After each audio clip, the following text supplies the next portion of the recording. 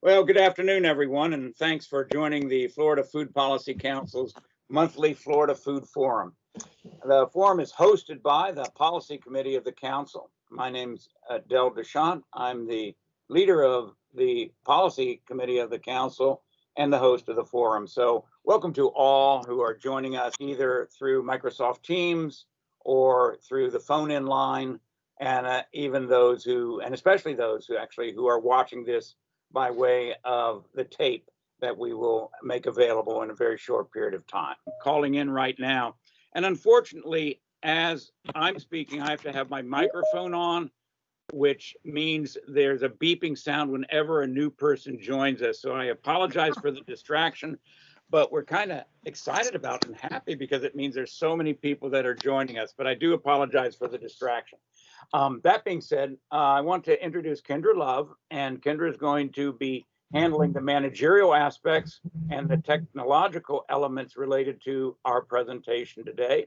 So Kendra, could you tell the folks a little bit about the chat box and how we're hoping to field the questions as they come in? Yes, so thanks everyone for joining us today. We do have a chat box. If you are online, on the bottom of your screen, you'll see a little bar there. Next to the little hand icon, there is a chat box. So you can type in any questions you have there. And if we do get through all those questions, we will open up for just regular questions for people to unmute and ask. Great, Kendra. And also those that are joining us, so you can tell that this is a live event. You'll see me down in the one corner at the bottom of the screen. You'll see our guest, Mary, in the bottom of the screen too. So we're live actually, and we're interacting with you in a live environment. So the focus of our edition for this month is farmers markets. And farmers markets is a topic that's getting a lot of attention lately for many, many reasons. Perhaps the two most notable reasons for the attention that they're getting, at least from what I'm hearing and what I'm seeing, are the twin hits that our culture is taking right now. First, we're in the midst of the worst pandemic that this country and perhaps the world has suffered in over 100 years. And we're in the midst of the worst economic collapse since the 1930s. So there's big questions that are related to the economy in general, but also to our food situation. I am sure that many of you have seen the long lines at food banks, cars that stretch for miles and miles of folks that are just desperate to get something to eat. Most of the food that's being distributed to those sites, as you've probably noticed if you've seen any of the videos, is industrial food. Food banks are loaded with industrial food, the typical plastic wraps and boxes of food. The question that raises is, what then is happening to the local farmers markets? Where do we get our food in this situation? What are the health issues? What are the economic issues in these days for both our broader food system, but also specifically farmers markets? What are the larger cultural issues that cause us to rethink our food system and specifically reconsider farmers markets as an alternative? Our session for today engages farmers markets in the context of all of these challenges, all of these realities, and especially as they relate to food systems as a whole and food policies in specific. So thanks as always for joining us. A document introducing our presenter for today is posted on the council's website, and you can take a look at that. I think many of you already have. That's why we have so many people joining us today. Mary has worked as a farmer and an advocate for an equitable food system for over a decade. She is currently the co-manager of Fresh Access Bucks, FAB for short, which is a statewide nutrition incentive program that's active in 62 farmers markets and direct-to-consumer outlets across Florida. And I'm familiar with that already because of our local farmers market in the community that I live in, Newport Richey. Prior to her work in this area, Mary earned a master's degree in agroecology, where she spent her time working with Norwegian heritage breed dairy operations and Tanzanian spice farmers. What wonderful diversity. She lives on her small farm on the east coast of Florida with a few goats, hens, and a toddler. Mary's background alone should get more than a few Florida food activists interested. We are most fortunate to have Mary with us. Welcome, Mary, and welcome to all who are logging in or calling in. After Mary's presentation, we'll open up the system for questions. And so it's my pleasure to welcome Mary Hathaway to this month's Florida Food Forum. And the one question that I might have, and I don't know if she'll be able to engage it in her presentation or not, is the relationship of her academic background in agroecology to her work in farmers markets. So without further ado, it's my pleasure to welcome Mary Hathaway. Mary? Thanks so much, Del. Can everyone hear me? Yeah. All right, I'm going to go ahead and share my screen for the presentation.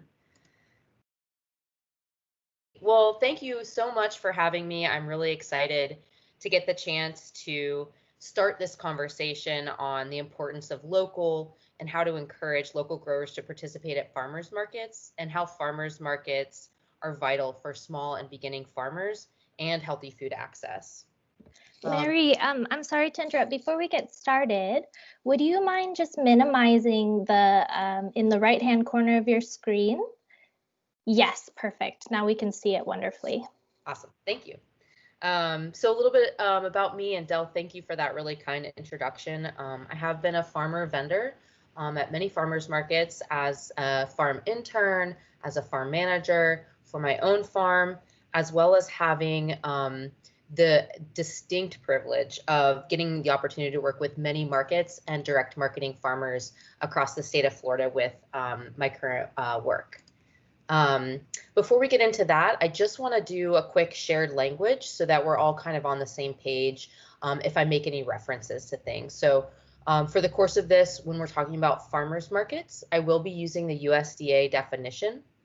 We'll get a little into why we're using a USDA definition and not a Florida definition. I'll also be using the word direct marketing farmer or direct to consumer farmer. And so those are people that are farmers or producers that sell their own products directly to the public. I'll also probably use SNAP, not probably, I will, which is the Supplemental Nutrition Assistance Program. It's what's formerly was known as food stamps. I'll also use EBT, which stands for Electronic Benefits Transfer. It's basically the mechanism through which those federal benefits like SNAP would be utilized at a farmer's market or anywhere. And then accessible. So this piece of accessibility is going to be kind of a central theme that we'll talk about. And so how people can actually access food. So the great work I'm doing right now, I work for an organization called Feeding Florida. Feeding Florida is the state's network of food banks working to solve hunger. The statewide network unites 12 member food banks to provide healthy, adequate, and consistent food supply to every community. Feeding Florida's member food banks support more than 2,300 local charitable agencies, the food pantries, which provide food directly to individuals and families in need to ensure a hunger-free Florida. In 2018, Feeding Florida was awarded a 3-year large-scale USDA Food Insecurity Nutrition Incentive Grant to expand the program I co-manage, Fresh Access Bucks. FAB, because we're fabulous and we love acronyms. This program was following a previously successful grant that the Florida Organic Growers had started all the way back in 2013. A little more about Fresh Access Bucks. This is the program that's near and dear to my heart and has gotten me close to so many great farmers and farmers markets. So Fresh Access Bucks, the project within Feeding Florida, is federally funded statewide nutrition incentive program with the mission to increase access to good food for all Floridians while supporting our state's farmers and local economies. Fresh Access Bucks is one organization among many nationally that works on joining fresh local food direct from farmer to community members of all income levels. So across the United States, there's some iteration of FAB pretty much everywhere. So what we do is take federal dollars and incentivize local community members to invest in their own health. We do that by matching dollar for dollar any SNAP dollar spent to purchase Florida grown fruits and vegetables. So if I was a SNAP recipient and I went to my local participating Fresh Access Bucks market, I could swipe my SNAP card and receive a matching dollar for whatever I spent to spend on Florida grown fruits and vegetables. So we work with farmers markets, mobile markets, community supported agriculture programs, as well as farm stands to do this. And Del mentioned agroecology in this, and I think this work is beautiful on bringing that in, because we do look holistically at our food system, taking into consideration the livelihood of the growers and their communities, as well as folks that are trying to take a step out of poverty or just a pandemic and lean on the support of federal benefits to make sure their family has good, healthy food.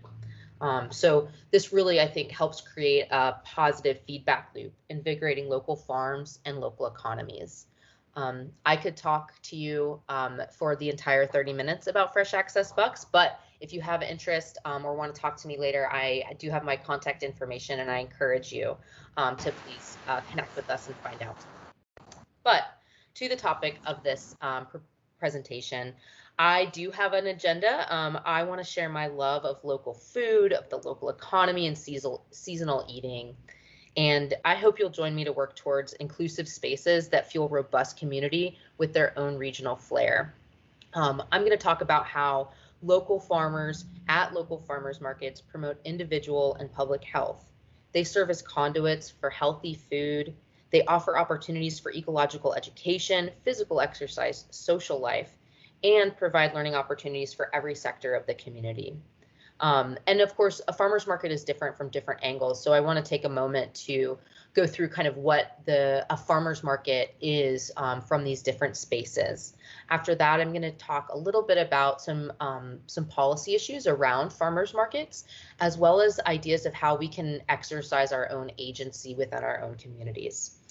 So let's talk about how we can advocate for farmers market and why we should do that. This is the first thing, right? So as a consumer, oh my goodness, you go to the farmer's market, there's abundance, it's fresh, it's beautiful, it's unique. You've got culturally appropriate items. You've got varieties grown for different ethnic populations. You've got items in different forms. I mean, look at the carrots and kohlrabi with their tops. Look at the Brussels sprouts on their stalk. So this is the surface. These are things that just may not be available elsewhere. And kind of that immediate sensory what we get. So local food looks and often tastes better. The crops are picked at the peak of their freshness, transport is minimal, and farmstead products like cheeses or yogurts, jams, and breads are handcrafted for best flavor. So we start with our eyes. Then we dig a little bit deeper, and local food doesn't just look better, it is better for you. The shorter the time between the farm and your table, the less likely it is that nutrients will be lost from fresh food. Food imported from far away is older, it's traveled on trucks or planes, it's sat in warehouses to get to you, and by the time you see them in a grocery store, many fresh veggies have lost up to 45% of their nutrition content. And I just want to say, I just love this sign, Urban Folk Farm. This was at the Riverside Arts Market. Letting you know just how fresh their harvest was. Kudos to that idea. I just love it. And in general, 80% of direct-to-consumer farmers only sell within 100 miles of their farm. So you really do get that health content. And then let's dig a little bit deeper. Local food preserves genetic diversity. In the modern agriculture system, plant varieties are chosen for their ability to ripen uniformly, withstand harvesting, survive packing, last a long time on the shelf. So there's limited genetic diversity in those large-scale production options. Smaller local farms, in contrast, often grow many different varieties of crops to provide a long harvest season, an array of colors, and the best flavors of the region. So when you go to a grocery store, there are only a few types of zucchini or melon that you'll ever see. But at a farmer's market, farmers are growing varieties that may be heirlooms or do great in sandy soil, or just really aren't great for shipping, but they have the most amazing flavor. This also extends to livestock. Diversity is higher when there are many small farms rather than few concentrated large farms, because certain species just do better in certain climatic conditions, local browse or glasses, as well as just resistance to pests and other diseases. So when we think about resilience in climate, farmers are thinking, what are the crops that are going to work with our soils in our communities? And that's a question that's constantly at play with farmers who sell directly to their consumer and are able to maneuver through the issues that the large scale farmers and modern food industry has to deal with. Just a kudos, this is a great graphic from National Geographic. This is a time-honored tradition, right? So local food, building that community. When you buy direct from your farmer, you're engaging in this time-honored connection between eater and grower. Knowing a farmer gives you insights into the season, the land, your food, and in many places it gives you access to where your children or your grandchildren can go to learn about nature, their environment, agriculture, and they know the recipes. You know, if you're ever looking to try something new, we always say ask your farmers. They've got some great ideas. And while we're talking about it, those open spaces. So to ensure local and regional food systems remain healthy and vibrant and farmers stay in business, we need farmland. When you support your local farmer, you preserve open space. When farmers get paid more for their products by marketing local, they're less likely to sell farmland for development. When you buy locally grown food, you're doing something proactive to preserve that working landscape, which is an essential ingredient in other parts of our economic activity like tourism or recreation. And when farmers can keep land, they can invest in sustainable practices and help maintain healthy ecosystems. And I'm directly thinking of you, Florida aquifers. Fundamentally, I think as a nation, we need to make sure that farmland does not give way to all residential and commercial development, and the trends really aren't good. The American Farmland Trust shows that about 11 million acres of the nation's irreplaceable agricultural land was lost just between 2001 and 2016, which is more than all the land right now in production for fruits, vegetables, and nuts. And the real scary thing is most of these local food farms, the food we actually eat, are in the path of development. So they're mostly on the urban edge. That's 55% of the egg and poultry farms, 68% of dairy, 77% of the vegetables we eat are right there on that edge. So farmland protection is really important, and it is most effective on the state level. I also want to make a nod in this one. Local food keep taxes down. So again, American Farmland Trust, a great resource. They can farms contribute more in taxes than they require in services, whereas most development contributes less in taxes than the cost of services required. And you can kind of think of this as cows don't go to school and tomatoes aren't calling 911. You know, on a bigger picture scale for animals, this means access to pasture and living a life more replicable of their wild descendants. And again, local food benefits the environment in greater ways, as well as wildlife. Well-managed farms provide ecosystem services. They conserve fertile soil, they protect water sources, and they sequester carbon from the atmosphere. At its best, the farm environment is a patchwork of fields and meadows, woods, ponds, and buildings that provide habitat for wildlife. Having a stable space like a farmer's market to make an income, farmers can then invest in sustainable and healthy ecological processes that encourage these habitats, and also to nod perennial plantings. If they're there and around and stable, there's an opportunity for longer term planting and investment. And again, looking forward into that investment in the future, local food is that. By supporting local farmers today, you're helping to ensure that there will be farms in your community tomorrow. Food security is big, especially in light of these uncertainties we face, natural disasters, energy and climate issues. Supporting a robust, decentralized food system means that your community can be resilient to grow, package, distribute, store food. And those farmers, oh my goodness, if you're a farmer on this call, I hope this call serves as a big pat on the back for the hard work that you do. Right now, there are 3.5 times as many US farmers over the age of 65 as there are under 35. Farmers markets provide one of the only low barrier to entry points for new farmers, allowing them to start small as they learn and test the market. Small and mid-sized farmers who sell at farmers markets have about a 10% greater chance of staying in business than those selling goods through more traditional channels or wholesale channels.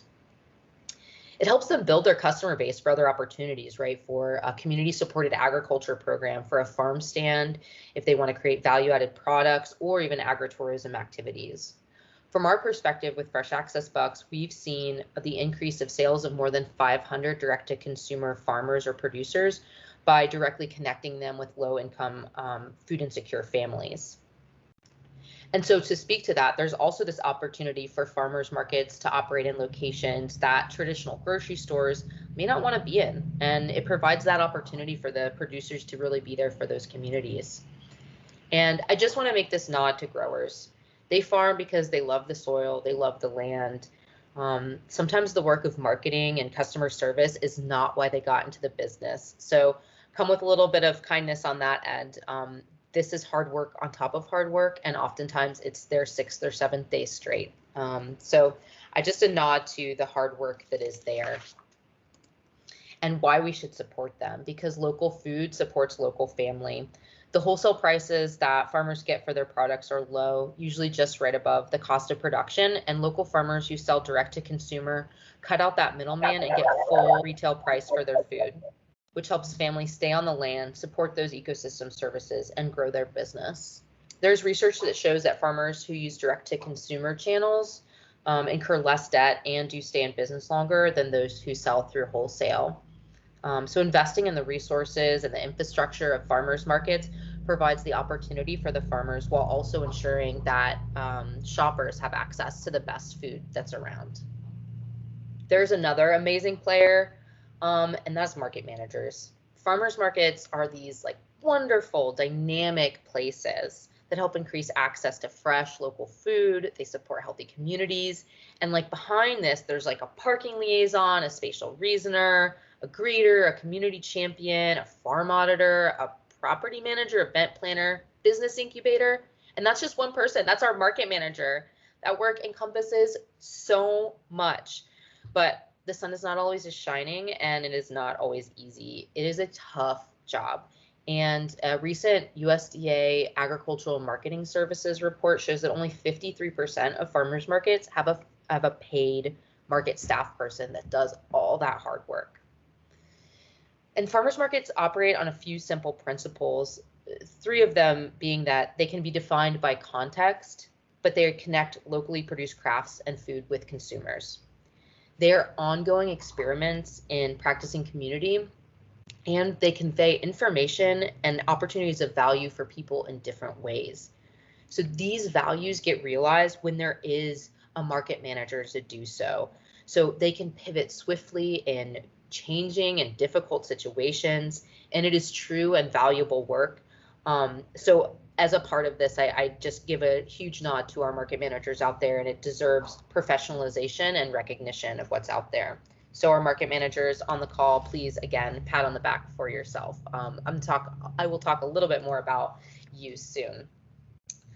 And then to the state of Florida, there's a lot of things going on that regulate how markets can operate, what kind of food products can be sold, and who's able to sell at those markets. So a few of our major players that would be relevant for everyone on the call for the state of Florida is, of course, the Florida Department of Agriculture and Consumer Services, the Florida Department of Health, and then I'm going to make a specific nod because University of Florida IFAS has done a lot of great work and also creates has grower permits that a lot of our farmers markets use as validation for their farmers, knowing that they're in production.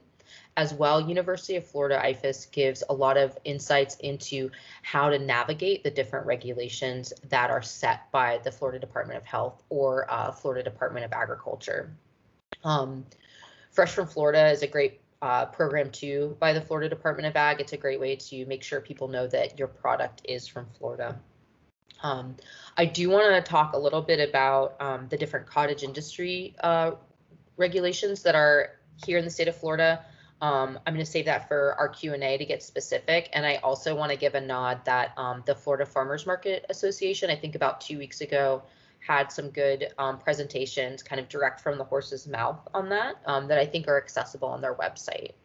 As well, the great extension agents at the University of Florida do oftentimes do presentations or have like recorded PowerPoints that can really help walk through some of the food safety as well as the different regulations with the cottage industry in Florida. I have a couple resources too, and we can talk more about that. I also want to kind of make a nod to that this is a place where locally elected officials can connect to constituents. It's very common that there are meet and greets. There's just kind of chatting with the folks at markets during these places, because it's a place to share your information. And many markets will allow that, even encourage, for instance, like nonprofits or different organizations to set up a booth at the farmers market to convey information to you, the constituents, to the residents. And I just want to, in this moment, there's so much going on right now in the United States, and I just want to make sure everyone takes a moment to think about who we're leaving out and how we can do better. Don't forget the role that you play at the local level so that all people have access, feel welcome, and actively participate, because the farmers market's for everybody. The racial inequities and perception of who these spaces are, these local food places, is one large blind spot for many farmers markets. And food systems work is about bringing everyone to the table. It's about building connections and supporting one another. And I just want to make sure that everybody thinks that good policy is recognizing your community and what you are doing right, or acting on what you can do better. And, you know, sometimes those conversations are uncomfortable, but it's okay to be uncomfortable sometimes. So the other crises we are facing, COVID-19. I want to show you a little bit of kind of what we've seen from the fresh access buck side, so you can get a little piece on the statewide. So most farmers markets don't take in information about the actual cash that's being spent at their market with their vendors. We have a unique advantage because as a part of our USDA grant, we do take in information on the SNAP that is spent with our farmers markets, as well as the fresh access bucks, our actual incentive dollar. This is just a look at SNAP. And a quick caveat, this first graph that says SNAP spend, we don't have the June, July, August data in, so don't think that that just crashed to zero. You can see this green line is 2020. So we have been collecting this data for quite some time. So in the time of COVID, markets had little time to react, but they did. There were some reactions that were consequential for producers and consumers, like having to shut down for a while, especially difficult when a farmer's market may be one of the only trusted sources for farm fresh products. But markets do offer a real benefit. They're an alternative to crowded and closed grocery stores. They're outdoors, and they can actually utilize a lot of different spacing, which is critical in COVID-19 right now. As well, in the beginning, when grocery stores were really picked over, and that food system, the logistic model of kind of just enough that they operate on just wasn't working, and you did see all the scarcity within the stores. So for many producers, the farmers markets were like this immediate lifeline, especially when a lot of restaurants and institutional sales closed down. So what you're seeing in our charts is sort of, you know, this on par for course in 2020 of SNAP sales, maybe doing a little bit better. It was a really great February. And then March hit, and lots of markets had to respond by closing. As soon as a lot of markets were able to kind of pivot and figure it out, those sales went through the roof with SNAP. As well, I'd like to mention that we as a team with Fresh Access Bucks went from a model where normally we match dollar for dollar up to $40 the SNAP spent, and made that match unlimited. So if someone wanted to get an additional $100 to spend on fresh fruits and vegetables, and they had $100 to spend with SNAP, they got that money. So that really impacted those sales as well. But you can just see even beyond that, the amount that people spent in April and May at their local outlets. And then this other chart that says market reporting incentives kind of conveys that as well.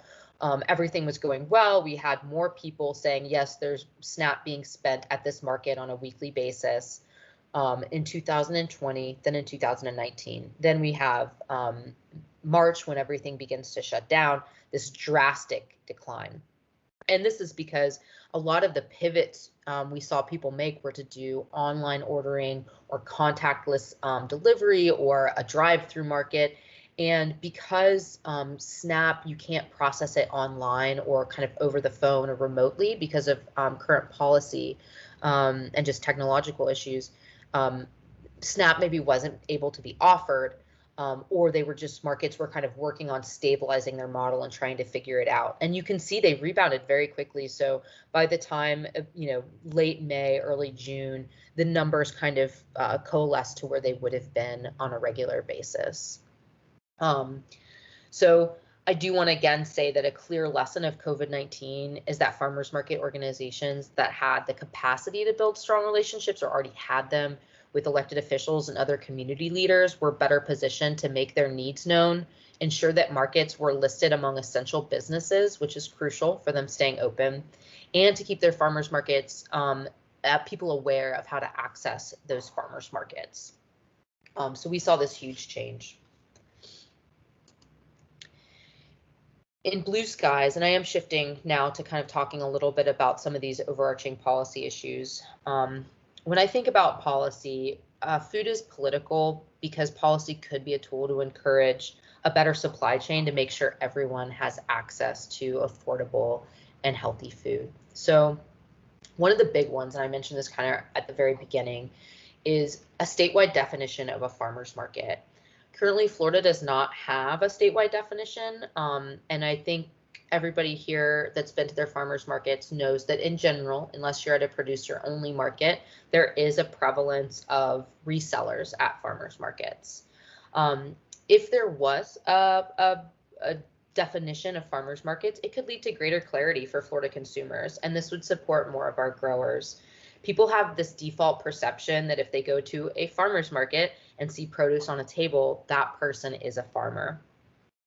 But that we know is not the case. Right now, 31 states have a statute or something code defining what farmer's market is for their state.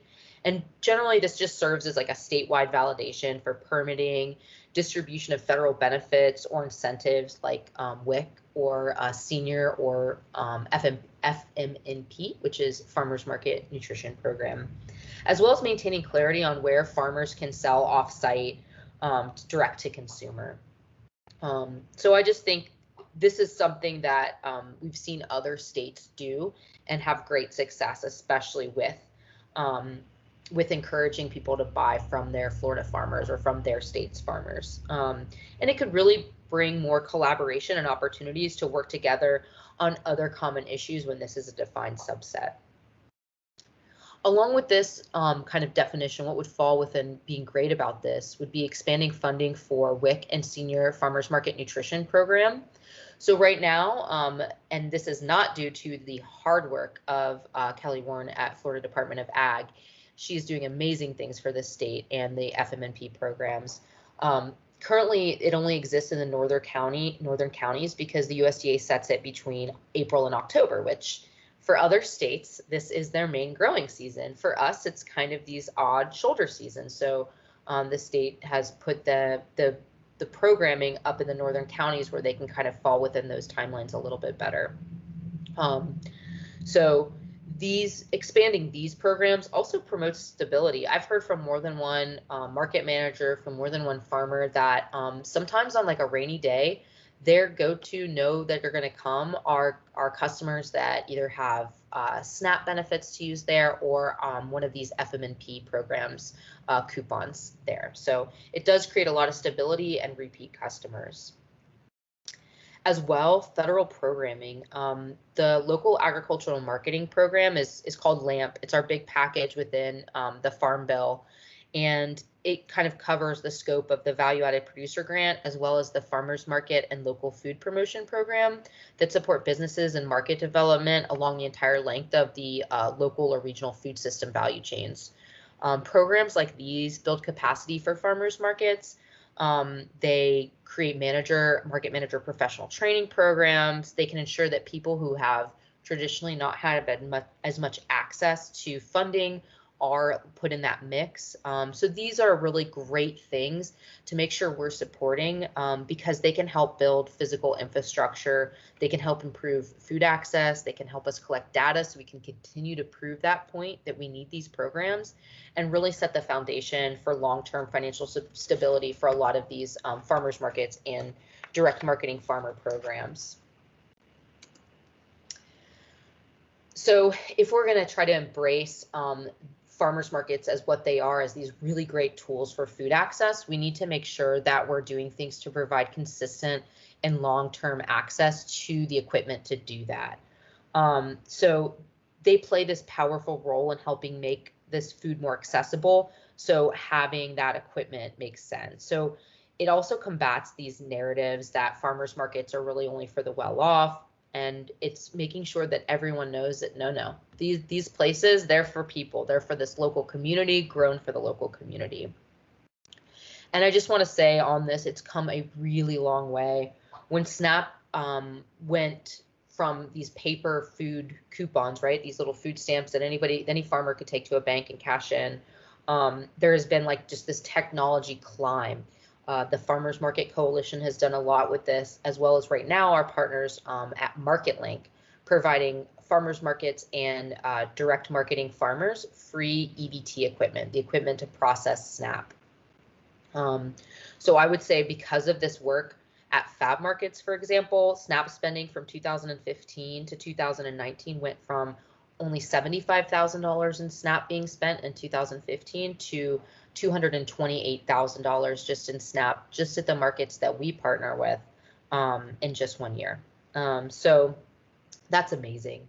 But there are a few things that we definitely need to resolve, such as a one location, one machine. So this is kind of this really burdensome concept that each farmer's market, even if you manage multiple, you have to have a specific machine for each actual space.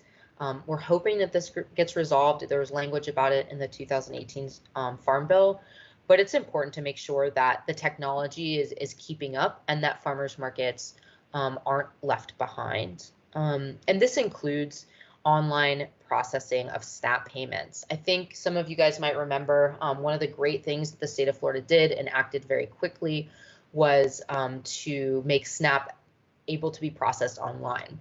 The only downside of this push was that the only people that are able to process it in the state of Florida is Amazon and Walmart. So that means that all those federal dollars, instead of being recirculated within the local economy, are going to, the giants of retail. So it is really important that we do make moves to do that. There is, I believe, a House bill trying to support this, and we can talk more about that if anyone has interest. And then finally, if we're going to have this technology out there, everyone knows that technology has glitches. It's just how it is. So we need to make sure that there's someone that is able to help farmers and market managers with any of the tech issues that arise with all these wireless products. And this is huge. Access and preservation of farmland. Anybody that's ever looked at Florida real estate knows that it is very expensive. And over the course of the 20th century, the number of U.S. farms fell by more than 60%, while the average farm size increased by 67%. So you can see this first graph of the shrinking middle. In 1987, farms with over 1 million in sales accounted for 28% of all ag production value, and then by 2017, they accounted for 68%. And so that's kind of why they call it that shrinking middle. In 1987, farms with under 250,000 in revenue accounted for over 45%, and then in 2017, that's only about 10%. So that's kind of that core piece, that middle ground, right, where families can make a living, and space where farmers can have access, really need that access to robust, resilient markets to help make them thrive and enable them to do all those ecosystem services and land management and have control of their business rather than leaving them at the mercy of commodity markets. And this second chart over here, the conversion threat and policy response. Every state has done something, right? But every state needs to do more. The Farmland Info, this link down here, this is the American Farmland Trust, did a really great look at what we can do to help conserve ag land.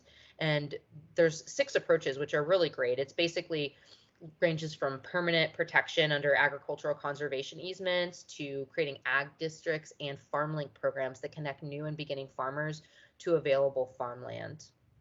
And I will make a nod again, while federal support from the Farm Bill is important and it does exist, farmland protection is most effective on the state level.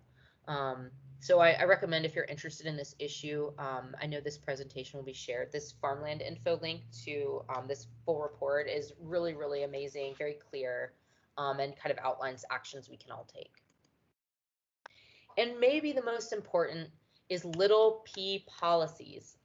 This is the micro politics, right? This is where you exercise your agency. These little policy changes that can actually create quick wins and lead to larger changes. These municipal laws or ordinances, resolutions can be tailored to fit local needs and priorities in ways that state and federal laws cannot. And this is the piece that I really hope we get to have a great conversation about for the rest of this call. I'm going to give a few examples, and then I'm going to hope that we can all start talking together. So what are the things that we do on the community? Some of the great policies we've seen is allowing backyard hens in urban areas, allowing the sale of homegrown or food items in residential neighborhoods. Markets, we've seen them exercise their agency, their power. One example from Audubon Community Market is they do a new farmer booth support. So that basically means that if a new beginning farmer wants to try out the Audubon Park Market, they have a tent and table set up. It's these little nudges that kind of help people overcome that barrier to entering a new market. At St. Augustine Amphitheater Farmers Market, they have a Green Hands initiative where they don't allow plastic bags. They also have areas where you're able to compost. So really trying to push that connection with the environment and a local food system. At Englewood Farmers Market, they have a great policy that kind of has framed their entire market that in order to participate, you have to be ag-related. After all, it is called a farmers market. So if your farmers market is on county or city land, do they accept SNAP? Do they have a dedicated staff member, a market manager? Do they check in and make sure their farmers are farmers and do farmers audits? Or do they in general have programming or activities that make the market a thriving and inviting space? If it's on city or county land, you're a constituent, you're a resident, you can have a say. So make it a space for farmers markets and make it a space where folks from all income levels and backgrounds feel welcome. And this is a part of kind of just feeling that agency and understanding your space.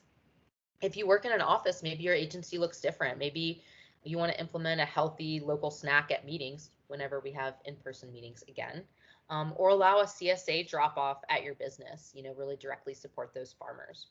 Or at your own house, you have agency there, set your local food policy. Maybe you're not buying so much from local, but maybe you make it a goal to say $40 a month will go to local food. And the best way to start is to go to your market. Try a new farmer when you visit, ask them questions, know that you have agency, even if it seems small. And I just love this Alice Waters quote because I think it's very real. And again, to just put that point, I'm not always a huge advocate that voting with their dollars is the best place, but I will say in this capitalist society, it can make a difference, and it can make a difference in your local economy. This graph was made, or this image was made before COVID, so I do unfortunately think we're probably all spending a little more than we did in the past on groceries. Food costs have gone up. But on average, people were spending $151 per week on groceries. And of that, Floridians only spent $4.61 on their food directly from local farmers. So just think of an impact that if you could just bump that to $10 a week at a local farmers market, that huge impact you could have on the entire food system. So I'll leave you with this and hope that I've kind of made this case of how much even these things that we don't even think of all that often, or maybe once a week on Saturdays, about a farmer's market, how much they're really doing for the communities. I mentioned a couple resources. Again, these are all links. Fresh Access Bucks, we do have a toolkit. We provide information. We have a map to all of our outlets. The Florida Food Policy Council, of course, they're a wealth of knowledge. Florida Farmers Market Association, I hope that Andy is on the call. Maybe she can talk at some point about what they're doing. The University of Florida and IFAS Extension, the Healthy Food Policy Project, they have a lot of really great ideas on what's going on in different municipalities on different policy work. as well as the Farmers Market Coalition, was just a breadth of knowledge and does have a farmers market advocacy toolkit, which is really great. So I'm gonna hush my mouth, and I hope I wasn't just preaching to the choir, and I hope this starts a really great conversation. So thank you. Thanks so much, Mary. Tremendous presentation. Kendra, are you on the line right now? Yes. Right. We're going to let Kendra, we have about 10 minutes for questions. So what I'm going to ask Kendra to do is go ahead and highlight some of the questions that have come in our chat box, and also any of the questions that came in before the event. And we're going to ask Mary, to the best of her ability, to go ahead and engage those questions as briefly as possible so we can get actually several of them covered. So I'm going to turn this over to Kendra now, who's going to curate the questions as they come in. Kendra, please. All right, so we do have two really great questions. The first question was from Connie, and she asked, how do we convince a farmer's market to set up SNAP, EBT, WIC, fresh food from Florida booth? She asked, and the answer was, we leave that up to each individual vendor if they want to offer that. So that was the first question. Yeah, and I will say that, you know, accepting SNAP is easier than it has ever been, but it is still an additional piece for that market management. And that's really why we advocate hard for that professionalization of a market manager, because it is doing something important and healthy. But if there are individual farmers or farmers markets that are interested in accepting SNAP, the equipment is free for them right now through MarketLink. And we have a in-house guru, Heather Henderson, who is amazing and can also help on our end too with any questions about accepting SNAP. So we're here for you, and please do reach out to me. My contact information is up, and I'm happy to help. Great, thanks, Mary. Next question, Kendra. Our next question is from Arlie, and she asks, how is Feeding Florida and your farmers market supporting efforts and taking action to support people moving from free food distribution and our pantry recipients to actually improve their livelihoods to a point where they too can access more food options without the additional strains of accessing distributions and pantries? Yeah, great question. Not to put a pun on a serious question, but we see ourselves as the fabric of the solution, right? Fab. So everybody is at different, there's always it's not a straight line, right? Of sometimes you're in more need than others, sometimes you're in a different space than others.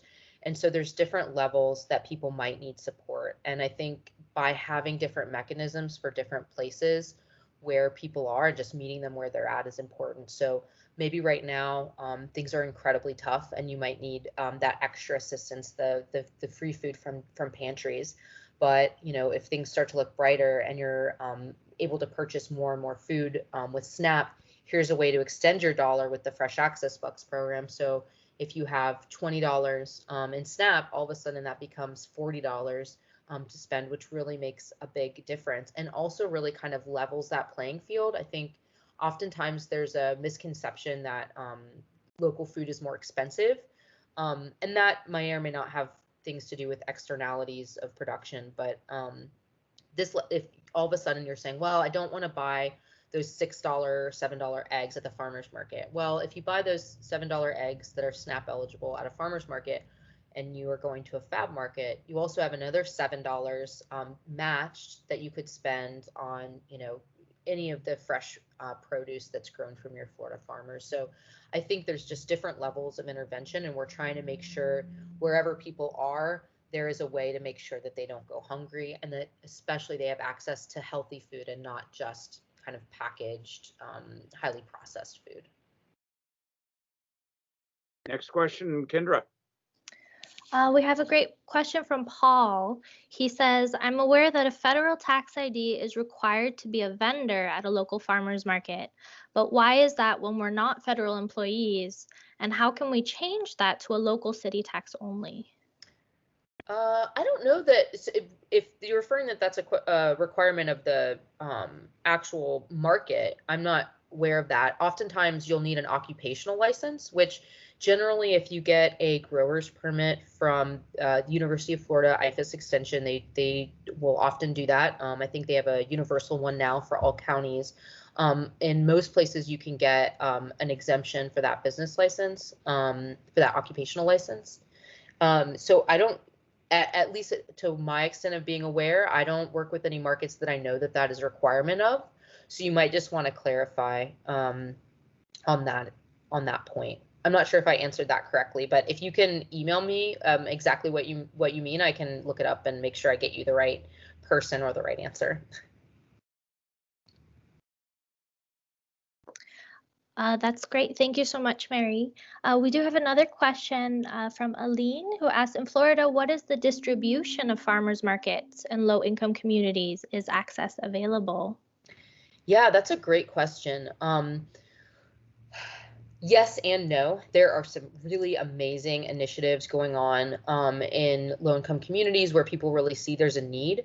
And this markets, now that SNAP and accepting benefits is becoming more available, it's doing really well. But there's a lot of work that's needed. I would say in general, in our urban areas, we're doing better than we are for our rural locations. Absolutely. There's just a lot more, there's a lot of challenges vested within the rural communities and getting, enough sales in a general space to make that happen. So I think there's a lot more work we can do everywhere, but I would say for rural Florida, we could be doing better. And I encourage you to look at our map on the Fresh Access Bucks website. We have the list of all of our markets that are currently active, and we do update that regularly with SNAP outlets. And I believe Florida Farmers Market Association with Florida Organic Growers also updates their map too of farmers markets. We do. Wonderful. Hi, Andy. Andy just joined us. Hi. Hi. Wonderful. Well, I know we do have another question from Ainsley, who asks, is there a best practice for farmers market positioning, meaning if there's already an existing farmers market closely located to an area that could potentially benefit from its own farmers market, is that ill-advised? And she's referring to a neighborhood in Jacksonville specifically. Yes and no. So it depends. Are you looking to serve a different customer base? I think talking to the community in which you're hoping to start a market is a really great way to start. And there are some toolkits on talking to and through a community, especially in a city where there's already markets located. Are we necessarily at a saturation point? Probably not. There are areas that are pretty densely covered. And so one thing to consider with adding additional farmers markets is, are you going to get the farmers? Every day that there's a farmers market, on the same day especially, but also just kind of distilled through the week in a certain location, you're putting more burden often on farmers, especially those that aren't able to have farmers market staff, because then they're kind of deciding like, oh, well, now instead of all the people going to this one market and having community kind of cohesion, I've got to figure out where the best sell and spread is. So there's definitely a lot to consider there, and making sure there's actually the farmers for it. I mean, in the state of Florida right now, there's as many farmers markets as there are farmers, basically. And so I would say really think about, is there a denial of access to farmers of the location, or would it just be an extension of access to new customers? And I'd be happy to, if you email me kind of what you're thinking. We actually have two great folks that are in Duval County that work for Fresh Access Bucks that also could have some great insights just on a more hyper-local level. Okay, that's great. Mary, tremendous work. We have about, and this is a note for everyone, we have about 5 minutes left on our program for today. And I just want to thank everyone for the participation and the engagement. And I know that we have literally an avalanche of more questions that we haven't gotten to. So I want to put out there the idea that, Mary, we might get together and have what we call a Florida Food Dialogue, which is a meeting on this where we talk about some of these issues in more depth. And we may even, I want to bring you back on again for Florida Food Forum a little bit later in the year, just because I know there's pent up questions that we want to try to get to. I'm going to take privilege of the chair with one question for you, and just engage it in whatever way you want. Farmers markets often encounter the question. It's not just farmers markets, but it's also smaller markets in the community as well as large grocery chains about what qualifies as local. What qualifies as local? And there's a lot of heat around this, and there's a variety of positions on what qualifies as local. I have heard statewide, anything in the state is local. I've heard within 200 miles, 100 miles, 50 miles, 10 miles. So I don't think there's going to ever be a way of resolving this unless we have strict policy that offers new terminology and new concepts. But as a professional in this area and someone who's really spent a lot of her life reflecting on these issues, how would you mediate that question? What qualifies as local? Yeah, great question. So from a program standpoint, as a fresh access box, we define local as grown within the state, or if you're kind of in the northern part, within 50 miles of the Florida, Georgia, or Florida, Alabama border. So that's the easiest answer. I mean, on some levels, we've got the statistics that 80% of direct marketing farmers only travel within 100 miles. And so that would be, for them, kind of that local definition. I'd also like to say, as a huge advocate for local food and just wanting to make those spaces happen at in my community, and making sure that I support agriculture as a livelihood, as a part of my environment. I also think, we have to be open for nuance. I think sometimes about, would I rather buy an industrial produced like monoculture of this, or would I rather buy something that's more sustainably grown, maybe, over in Georgia?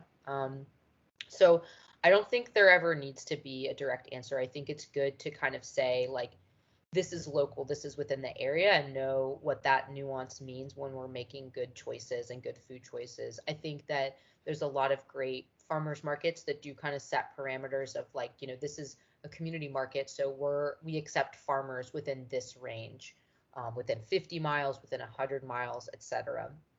And so I also just want to take a nod that I think the important thing with local food is that there's transparency. Yes. So if you keep it so that the conversation is honest around what it is, and you maybe scratch the surface a little bit, right? And I think a lot of people within food world in Florida can remember the Farm to Fable articles that came out a couple of years back. And so, I think having those conversations and being willing to be honest and nuanced about them is the best way to be. That's a great answer. And also, I might note, a very diplomatic answer too. So good for you on that as well. I'm glad you mentioned the Farm to Fable article, or series really, that was in the Tampa Bay Times by Laura Riley.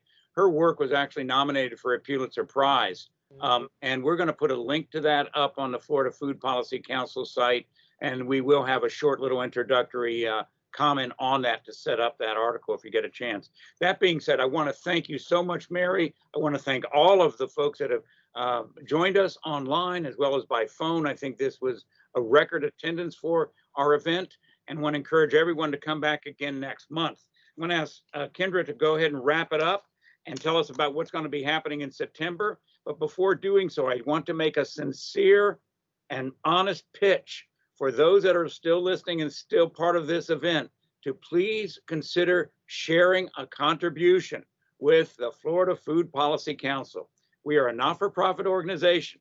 We do this really, all of us, out of the goodness of our heart and when we can find time in our schedule. And we would really welcome any contributions that you'd like to share. And especially, please consider joining Florida Food Policy Council as a member. You'll get updates on what we're doing. You'll get information about our annual events.